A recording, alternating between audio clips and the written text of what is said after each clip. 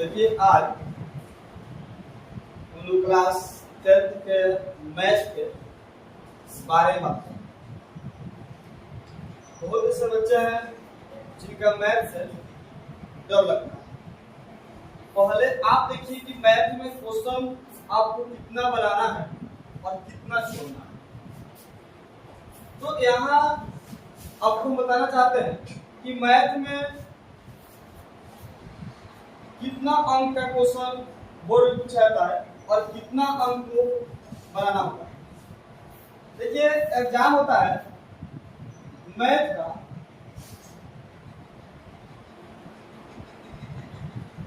यानी 100 अंक का होता है, यानी अंक 100 का होता है। यानी अब हम कह सकते हैं कि बिहार बोर्ड में मैथ का जो एग्जाम होता है वो 100 अंक का होता है और 100 अंक में आपको बनाना होता है। लेकिन यहाँ क्या होता है कि 100 अंक बनाने के लिए आपको दो पार्ट बनाना होता है, दो पार्ट होता है इसमें। इसमें आपको पूछाएगा ऑब्जेक्टिव और इसके साथ में पूछा जाता है सब्जेक्टिव। तो यहां देखिए कि ऑब्जेक्टिव और सब्जेक्टिव, यानी ऑब्जेक्टिव होता है बोर्ड में 100 नंबर का होता है और सब्जेक्टिव होता है 100 नंबर। लेकिन फिर भी 100 में क्या होता है 50 ऑब्जेक्टिव हम लोग को बनाने होते हैं। यानी 100 में 50 अंक का ऑब्जेक्टिव होता है। यानी आप कह सकते हैं कि बोर्ड में यानी बिहार बोर्ड में ऑब्जेक्टिव 100 पूछा जाता है और 100 में 50 आपको बनाना होता है। फिर अगला आता है इसमें कि सब्जेक्टिव जो होता है 100 अंक का होता है और 100 अंक को दो पार्ट बांटते हैं। तो दो पार्ट में बांटते हैं इसको। तो एक में आता है आपका लघु उत्तरीय प्रश्न होता है एक में, और दो में होता है दीर्घ उत्तरीय प्रश्न होता है।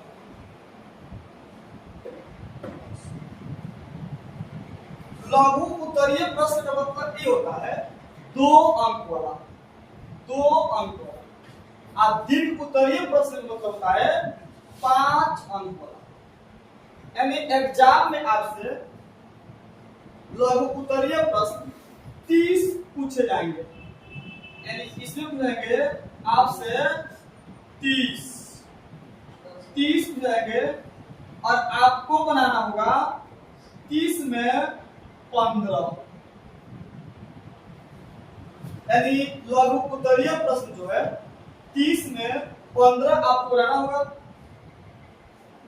और फिर यहाँ पर आता है दीर्घ उत्तरीय प्रश्न पूछेगा आपसे मैथ में 8 और 8 में आपको बनाना होगा 4।